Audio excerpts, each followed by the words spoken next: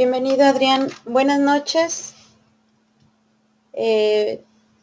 Estamos en nuestra primera sesión síncrona de la séptima generación en nuestro módulo Lenguaje en la relación del hombre con el mundo. Les habla su facilitadora, soy Sherezada Bigdalí Hernández López. Pueden sentirse con la libertad de llamarme Shere porque el nombre es complicado. ¿Qué tal, Julio César? Bienvenidos. Pueden llamarme Shere y no va a haber ningún problema. Es más económico y algo que nos caracteriza a los seres humanos, pues es la economía. No sé si alguno de ustedes ya conozca la plataforma Wigio, donde estamos trabajando el día de hoy. El chat se mantiene activo. El día de hoy no comparto la cámara porque no quiso encender. Sin embargo, bueno, vamos a trabajar con la diapositiva y vamos a tratar de hacerlo ágil. Son varios temas los que hay que tratar porque es la primera sesión. Voy a procurar tener 2 sesiones a la semana. Una donde vamos a ver los martes los temas generales de las actividades integradoras que se nos solicitan y otra donde vamos a estar trabajando detalles sobre cómo buscar en internet, cómo hacer las fichas para las referencias, técnicas de autoestudio, etcétera, que esas voy a procurar que sean los jueves. De momento ya está la nueva sesión programada. Entonces, bueno, vamos a comenzar. Si tienen algún comentario que deseen hacer, con confianza escríbanlo en el chat y yo lo responderé. Entonces, bueno, en nuestra primera sesión de lenguaje en la relación del hombre con el mundo, vamos a tocar los siguientes temas. Les digo, si está un poquito extenso, pero espero que sea fácil de comprender y que les resulte de mucha utilidad. Primero que nada, bueno,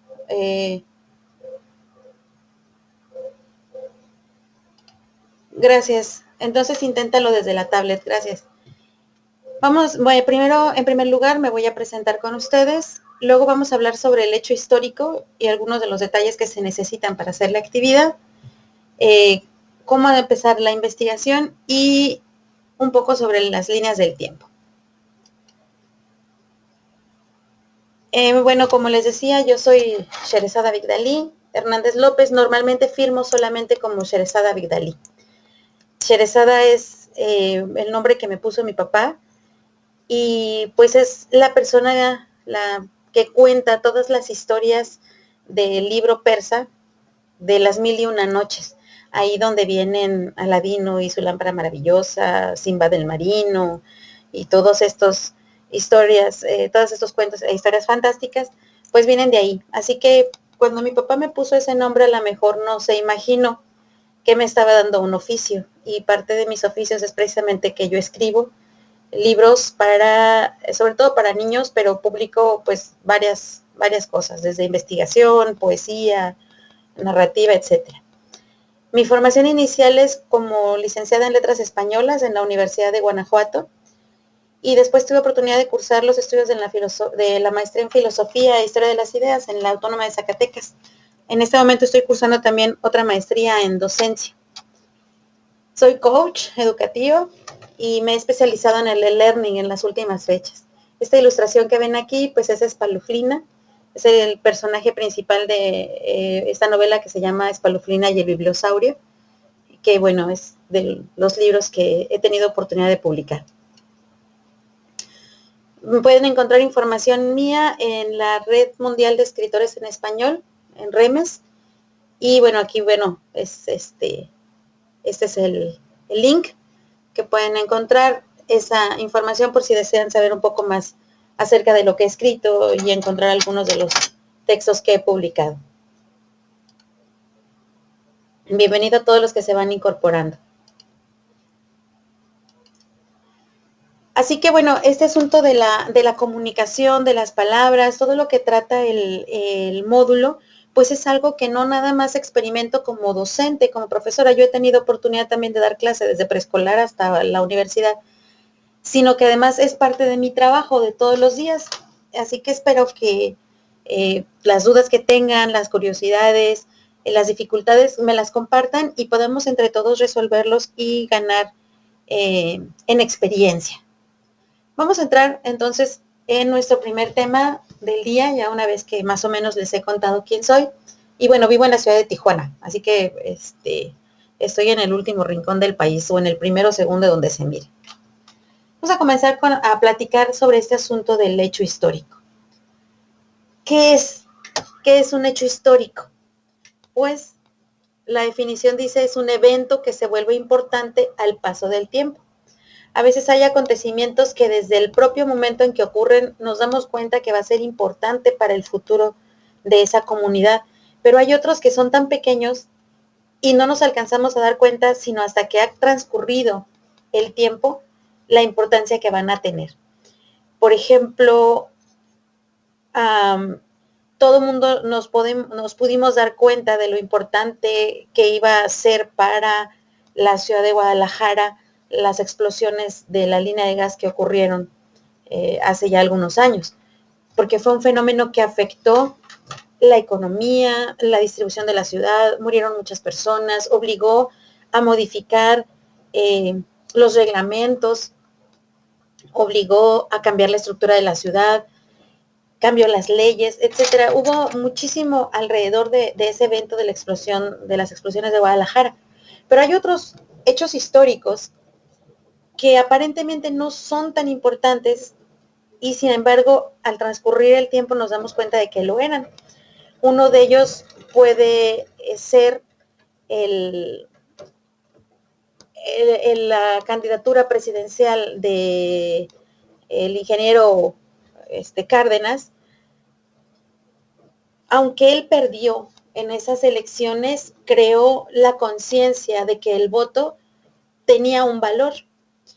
Y para en las siguientes elecciones se fue dando un movimiento social importante a tal punto que cuando por fin llega la candidatura de Vicente Fox, todos esos años de experiencia previo de la ciudadanía se convierten en un voto en masa que cambian el partido político que estuvo en el poder durante tanto tiempo. Lamentablemente también cuando no entendemos, cuando no procesamos la historia, nos condenamos a repetirla. Y bueno, en este momento hemos visto en las últimas elecciones un gran abstencionismo porque ya se nos olvidó que nuestro voto sí tenía un valor, que había sido capaz de cambiar el partido en el poder. Pero todo ocurrió a partir de un evento que en su momento no era muy importante, que fue la candidatura del ingeniero Cárdenas. Entonces, el evento histórico es esa situación que ocasiona cambios políticos, cambios sociales, cambios económicos y cambios ambientales. Pueden ser a nivel macro, como estos de los que hemos estado hablando, pero también pueden ser de microhistoria, cosas pequeñitas que ocurren en nuestras comunidades. Está el caso de una comunidad muy pequeña en el estado de Guanajuato, conocida como Hacienda de Burras, en la que se firmaron el evento histórico antiguo que se conocía, era que ahí se había detenido Hidalgo para escribirle las cartas a Riaño, que era el gobernante de la ciudad de Guanajuato, y su amigo, para decirle que iba a tener que atacar la ciudad porque estaban en bandos contrarios. Y su preocupación era que pues lo conocía y no quería afectarlo. Riaño le contesta y le dice, pues ni modo, vamos a tener que pelear y que enfrentarnos porque estamos en bandos contrarios. Yo defiendo a la corona española y tú estás buscando la libertad de los criollos, así que pues ni modo, nos vamos a tener que enfrentar. Esas cartas se conocen como cartas de intimación y se escribieron ahí en esa hacienda, pero eso fue en 1810, hace muchísimo tiempo. El hecho microhistórico es que esa comunidad se quedó abandonada durante todos esos siglos, nadie se preocupó por ella y un día una señora, una profesora de escuela, se le ocurre que ella puede fundar una escuela y empieza a hacer todos los trámites necesarios para fundar una escuela ahí. También se da cuenta que para que las mujeres tengan oportunidad de estudiar necesitan ahorrar tiempo, y ese tiempo lo pueden ahorrar en vez de moler el maíz en el metate, como era la costumbre, llevando un molino al pueblo. Y ese pequeño acto de construir una escuela y de conseguir los recursos para tener un molino de maíz que funcionara mecánicamente y ya no lo tuvieran que hacer a mano, cambió por completo la estructura social de la comunidad, porque entonces las mujeres que habían estado recluidas a las cocinas se incorporan a la vida productiva. Eso trae cambios económicos al pueblo porque ya no son solamente los hombres los que están encargados de proveer recursos, las mujeres tienen un poco de tiempo libre, tienen un poco de educación y empiezan a darse cuenta que saben hacer cosas por las que les pagan en otros lugares, empezando por las mismas tortillas, el queso, cosas que sabían ellas hacer. Se generan cambios ambientales porque al tener más tiempo libre se puede volver a atender las huertas que estaban abandonadas. Y ocurren también cambios políticos a largo plazo porque cuando en esa comunidad nunca había habido una representación femenina, cerca del año 2005, todos estos cambios los comenzó a hacer la señora a principios, al años 50 del siglo pasado, y ya en este nuevo siglo, a principios, les digo aproximadamente 2005, hubo la primera delegada ejidal mujer, cosa que no había ocurrido jamás. Este también es un evento microhistórico. Como ustedes han visto en las lecturas, hay la macrohistoria, que es la que nos afecta a muchísimos en unas comunidades muy grandes, pero también hay esta otra forma de entender la historia que es la micro, a nivel micro. ¿Qué pasa en mi pueblo cuando construyeron el puente? ¿Qué pasó en mi pueblo cuando pusieron luz eléctrica? Eso también es un hecho histórico. No tiene que ser algo extremadamente grande y notorio, pero sí que haya sido capaz de generar todos estos tipos de cambios en nuestra comunidad. Entonces, ese es un hecho histórico, y para poder entender y encontrar un hecho histórico, hay que entender qué cosa es el contexto.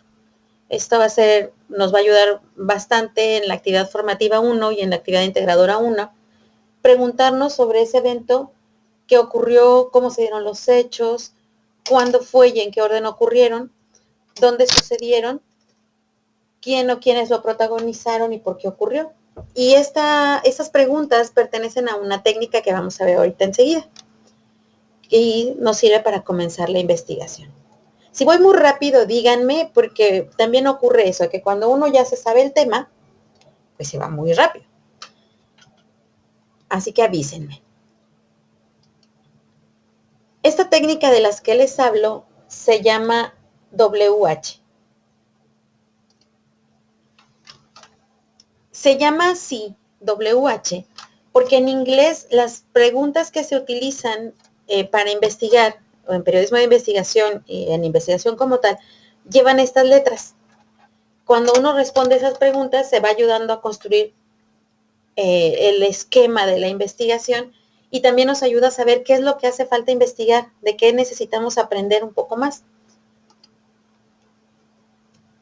Son estas principales. La primera es what, ¿qué? Y aquí vamos a responder qué pasó, de qué evento vas a hablar. When es cuándo, la fecha, lo más preciso posible, o bien la época en que ese evento que vas a estudiar sucedió. Y también es importante que tengas en claro qué otras cosas ocurrían en ese mismo momento en otros sitios. Una forma fácil de responder el cuándo y de entender la historia es compararla con nuestra historia familiar.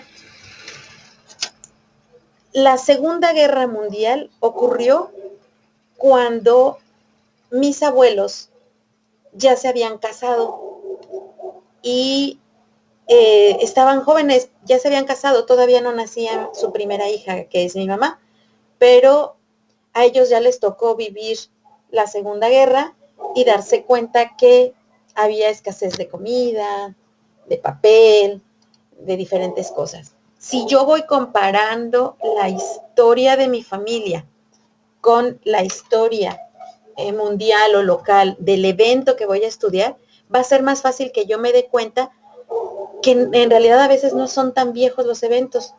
Sucedió cuando yo estaba en la secundaria. El temblor del 85 pasó cuando yo estaba en secundaria, segundo o tercer grado, no recuerdo. Vamos, esa forma de comparar el cuando con una historia personal o con lo que ocurría en ese mismo momento en otros lugares, nos va a ayudar a tener una comprensión más clara del momento histórico. En esa fecha, si a ti te gusta la música, puedes compararlo con quienes estaban en la lista del Billboard en ese año cuando ocurrió el evento que estás estudiando. Si te gusta el cine, ¿qué película se estrenó ese año? Es una manera muy fácil de entender las épocas. La tercera pregunta es a how, cómo, y vas a explicar detalladamente, lo más detallado que puedas, la forma en que ocurrieron los eventos. Ahí vas a necesitar recurrir, ay, perdona por el ruido, vas a necesitar recurrir a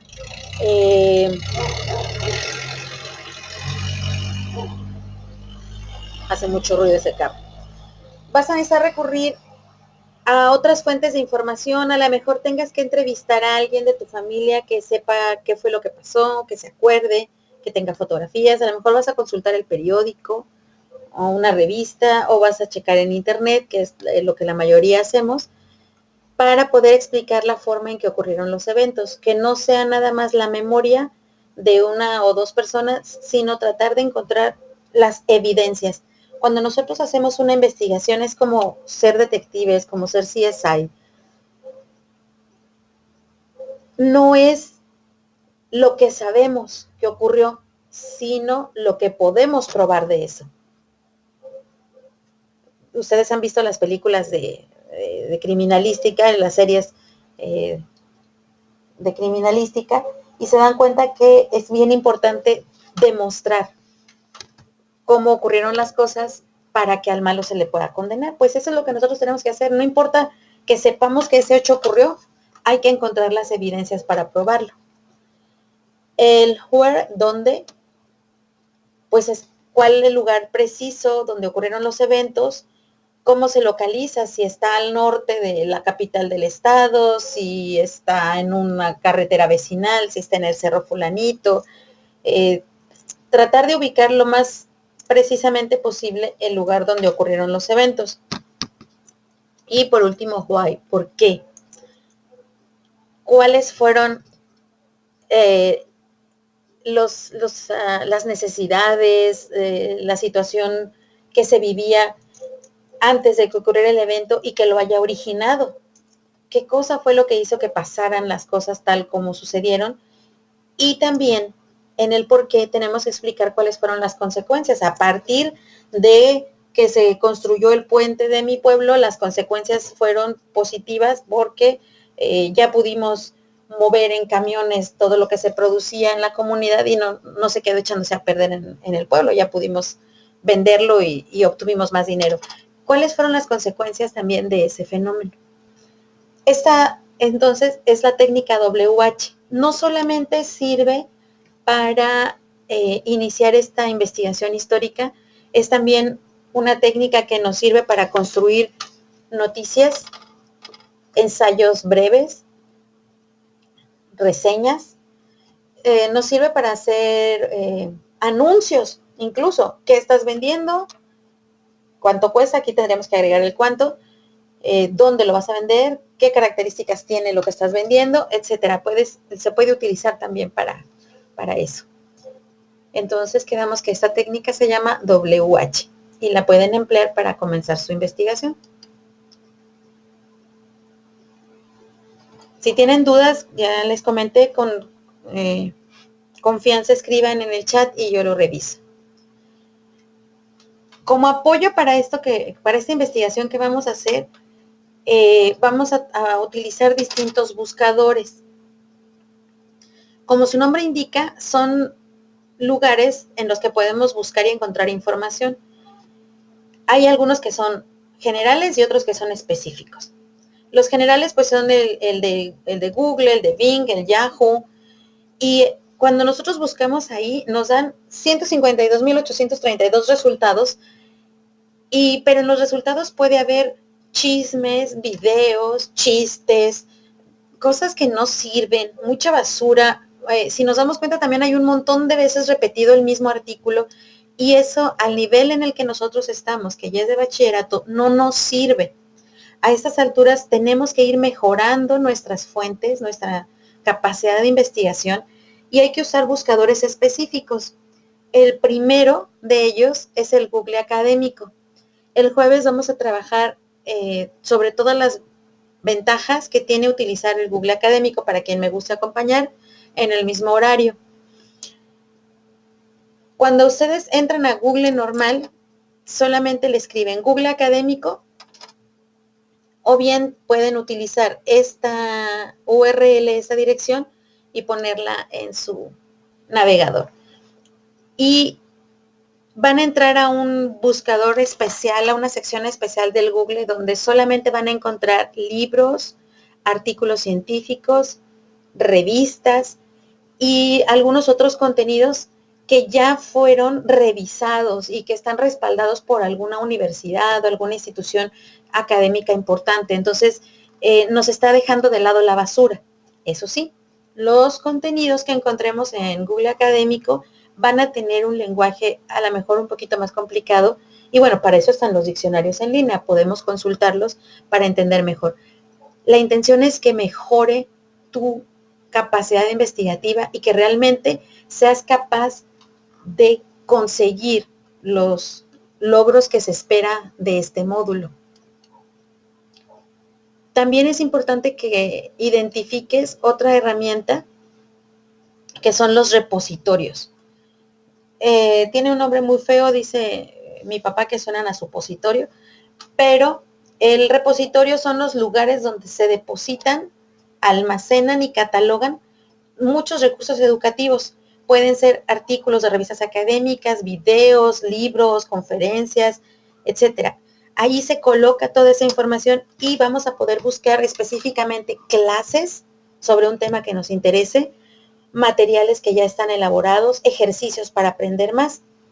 Algunos de estos repositorios que podemos consultar son Educatina, Eduteca, Redalic, que también son revistas de América Latina y el Caribe, y Dialnet, que es de toda Iberoamérica, España y todos los pueblos que hablamos español, artículos académicos. Todos estos sitios te pueden ayudar a localizar una información más clara. En el caso de este proyecto, pues también está el sitio de las revoluciones de México, donde puedes consultar. Y otro asunto bien importante que nos han encargado mucho los tutores y los aseguradores de calidad, y que hemos visto pues a lo largo de este proceso en prepa en línea. Aléjense del plagio, chicos. El plagio es un asunto delicado. La palabra en sí significa secuestrar o robar. Imagínense, ya utilizando las palabras sinónimas nos damos cuenta de lo fuerte que es esta acción, de lo negativa que es. Plagiar es hacer pasar como tuyo lo que le pertenece a otros. Por lo tanto, es un delito desde distintas perspectivas. Y como es un delito, puede recibir distintas penas. Puede ser una cuestión ética, personal y moral, y que sepas tú que estás utilizando el texto de alguien más, pero también puede ser causa de un litigio económico, de cárcel, si alguien más descubre que lo cometiste. Lamentablemente es algo que está vigente. Hay incluso personas del gobierno de la Unión Europea que han perdido su puesto porque se demostró que cometieron plagio en alguno de sus documentos de estudiantes, en sus documentos académicos, en su tesis de maestría, en su tesis de doctorado. Hemos visto en los últimos años cómo personas que daban clases en universidades, que habían escrito libros y daban conferencias, son acusadas de plagio, que se demuestra que tomaron información de otras personas sin darles el crédito y les han retirado su trabajo, perdieron por completo su prestigio y las universidades que les habían dado el grado de doctor se los retiraron. Es un asunto grave, chicos. No se acostumbren, no porque estemos en línea, creamos que lo que está en internet es de todos. Hay que aprender a pensar. Lean, analicen, entiendan y escriban con sus propias palabras. Porque además representa otro problema para mí al evaluar. Cuando ustedes me escriben textos que ya escribió alguien más, yo no sé cómo escribes tú, no te puedo ayudar. Las correcciones que le hago es al dueño del texto original, no a ti, y no te está ayudando a crecer. Se puede evitar muy fácil el plagio, muy, muy fácil. La manera más fácil es siempre diciendo a quién le pertenece esa idea que yo estoy tomando. Además de citarlo, de decir a quién le corresponde, al final de mi texto debo agregar una lista de fichas de referencia. Así como hacemos las fichas bibliográficas con su autor, su título, la fecha, la editorial, etcétera, así se hacen también las nuevas fuentes. Siempre háganlo. Que si consultaron Wikipedia, que si consultaron un video de YouTube, que si fue la página del doctor Lozano, lo que hayan consultado, háganle su ficha. Y no es difícil, porque hay una serie de herramientas de lugares que ustedes conocen muy bien. Por ejemplo, el de buenastareas.com tiene un generador de citas.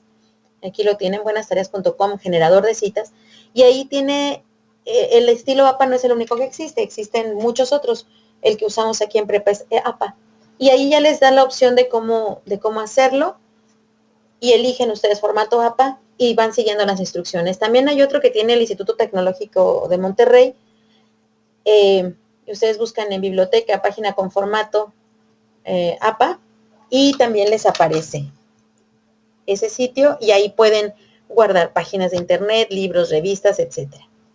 Y también hay otro sitio que se llama Cite This For Me, cita esto por mí, en español, y también te permite tener un listado. Ese es un recurso más completo y está en línea, no son gratuitos, no tienes que pagar por ellos ni nada y tampoco te tienes que complicar, metes los datos que te está solicitando.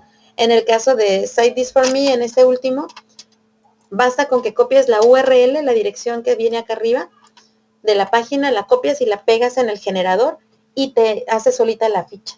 Tú ya nada más copias y la pegas en tu documento para que no tengan ningún problema de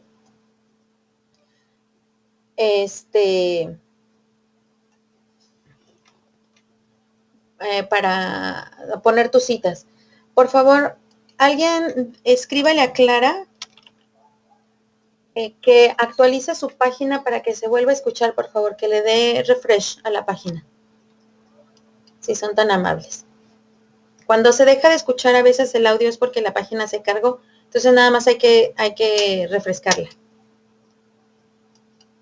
Nos falta poquito, ya casi terminamos. En la última parte, bueno, vemos lo de las herramientas gráficas. En este caso, esta semana nos pide que hagamos una línea del tiempo. Una forma bien fácil de hacer la línea del tiempo es usando Smart Art en PowerPoint.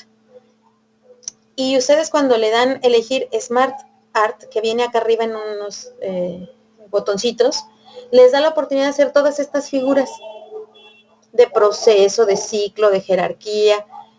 Y ya ustedes eligen cuál es la que les gusta más y sobre esa trabajan. Por ejemplo, esta que está aquí que les estoy señalando con el cursor, puede servir porque en uno de los lados, en una de las columnas pones los años o las fechas en las que van sucediendo los eventos y en la otra vas poniendo el evento, lo que pasó en esa columna. Esa te puede servir. También hay otras que llevan una fotografía y luego el listado de lo que ha pasado. Tú elige de todas estas fórmulas, de todas estas plantillas que ya están establecidas, utiliza una para que tu documento quede muy guapo. Si esta si tú ya tienes más experiencia y quieres probar con herramientas nuevas, también existen otros sitios donde puedes hacer líneas del tiempo. En este caso, lo que entregarías sería en el archivo de la tarea, pone el link. Subes el link de la tarea en tu archivo y yo ya de ahí puedo ir a revisarlo, porque se quedan en internet. Si gustas, en algunos los puedes descargar, pero es suficiente con que pongas en el documento, entregues la tarea tal como debe ir, con su nombre del archivo y todo, y nada más le pongas el enlace, que todo el documento sea el enlace para que yo pueda visitar tu línea del tiempo. Está este sitio que se llama Time Toast y esta es la dirección, y ahí es una línea del tiempo activa. Cuando tú le vas moviendo sobre los puntitos aparecen los letreros. Esta es una captura de pantalla y van apareciendo los letreros de los detalles que está ahí. Es muy fácil hacerla. Entonces igual aquí dice compartir, pues eliges el link y me lo mandas en ese documento. Si ya eres bien experto, hay este otro que se llama Capsles, y le puedes poner música, le puedes poner fondo atrás de una fotografía, y en cada una de estas puede ser una imagen o puede ser una diapositiva que tú le vayas colocando y va pasando. Si se fijan, aquí atrás hay otras fotos, y entonces conforme las vas avanzando, le das play y avanza como una película. Para los que ya son bien expertos y les gustaría probar estas otras herramientas, anímense a conocer toda la variedad de herramientas que proporciona Internet y que son gratuitas y que van a hacer que nuestro trabajo luzca. En el caso de que ustedes hagan, les digo, sus líneas del tiempo en línea, que sean así dinámicas, en el archivo que envíen solamente copien la dirección URL de la página de Internet y eso es lo que me mandan y yo lo consulto. No hay ningún problema. Y bueno, como ven, es muy rápido. Me gustaría tocar algunos temas generales. No sé si ya les han comentado en los módulos anteriores que las participaciones en los foros hay que hacerlas de lunes a viernes, preferentemente, por una cuestión. La programación que se hace directamente de prepa en línea manda las calificaciones que nosotros ponemos a su portafolio de evidencias, pero solamente cuentan las calificaciones que nosotros hayamos hecho a sus aportaciones entre lunes y viernes. Cuando colaboran en fin de semana, aunque yo le ponga calificación, no la cuenta. Es cuestión del programa, no es de nosotros. Así que procuren participar en los foros, hacer todas sus participaciones de lunes a viernes para que les cuente como debe ser. Como ya les había comentado en la primera carta, participar en las sesiones síncronas o bien cuando ya dejamos el video grabado y ustedes me ponen ahí mensajito de que lo vieron, les cuenta para su evaluación final de participación individual. No copien y peguen. Yo tengo muchas maneras de darme cuenta que me han hecho copiar y pegar. Y lo peor que puede ocurrir es que yo les diga que ese trabajo no se los califico y no se los reciba. Coloquen siempre las referencias. Ya vieron ahorita por lo menos 3 herramientas en las cuales nosotros podemos confiar para hacer nuestras fichas y colocarlas en los trabajos que entreguemos. Aunque no diga tu trabajo que necesitas una lista de referencia, pónganla. Es obligatorio que ya ustedes, todas las actividades que entreguen de prepa en línea, lleven su listado de referencia. Es algo con los que mis alumnos de universidad batallan mucho, porque a veces hacen unas excelentes investigaciones, un excelente trabajo, y los profesores ni siquiera se los revisan porque no tienen listado de referencias. Váyanse ustedes acostumbrando para hacerlo y que no tengan que pasar por ese aprendizaje de nuevo más adelante. En la plataforma de la prepa, donde está la sección de avisos, ahí ya les coloqué yo dos avisos. Uno es el de las sesiones síncronas.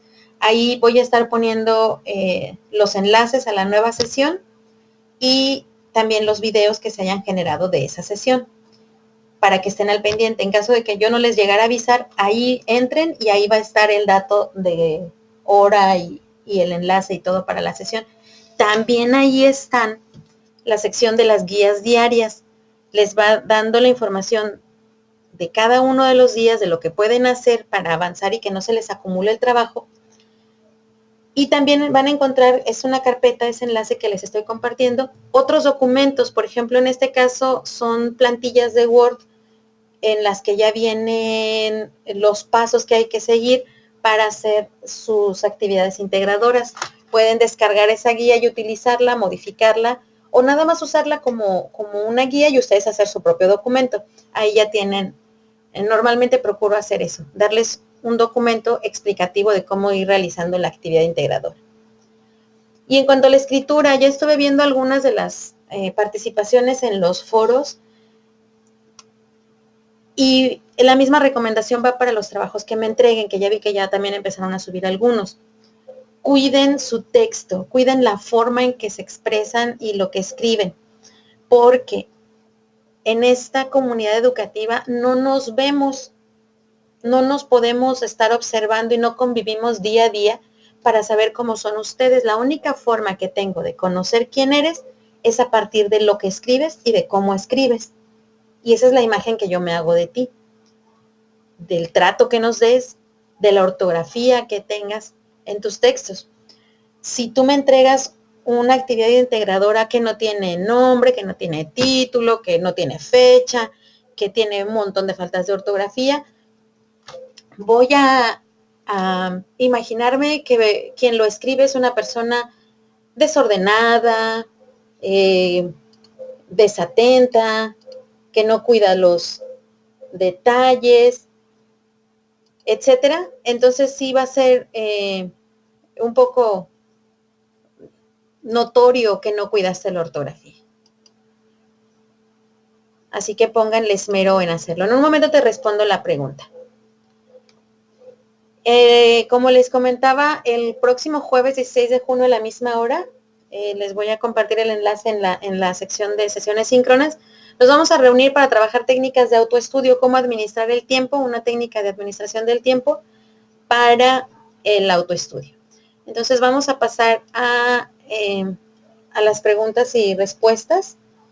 Me dice Marcia que tú quieres escribir acerca de un huracán. ¿Es posible escribir acerca del huracán? Las instrucciones nos piden que sea un evento que haya sucedido hace al menos 10 años, porque es el periodo que permite darnos una idea más clara de si realmente ese fue un fenómeno que cambió todas las situaciones que hablábamos al principio, el entorno económico, el social, el político. Cuando es algo muy reciente, a veces no se nota, pero en el caso de los desastres naturales es muy evidente, porque inmediatamente las cosas cambian. Sería casi la única excepción. Los desastres naturales nos permiten entender que sí se cambió todo eso, todas esas dinámicas que se nos piden, aunque hayan sido recientes. Podría ser la excepción que trabajara sobre un evento que no ocurrió hace más de 10 años. Sería importante que distinguiéramos entre un fenómeno natural y un fenómeno histórico. En este momento nos interesan los fenómenos históricos, es decir, lo que hace la gente, lo que hacen las personas, los cambios que generan las personas. Más adelante trabajaremos sobre cambios naturales, pero ustedes deciden. Esa es una decisión que ustedes pueden tomar a partir del trabajo que estén generando. ¿Alguna otra duda, pregunta, comentario? ¿Algo que quieran saber? Y bueno, resumiendo, Marcia, si gustas puedes trabajar sobre ese fenómeno, aunque es preferible que trabajes sobre algo que hayan hecho las personas, porque ese es un fenómeno natural, no es un fenómeno histórico. ¿Alguna otra pregunta? ¿Algún otro comentario? Hola Diana, buenas noches.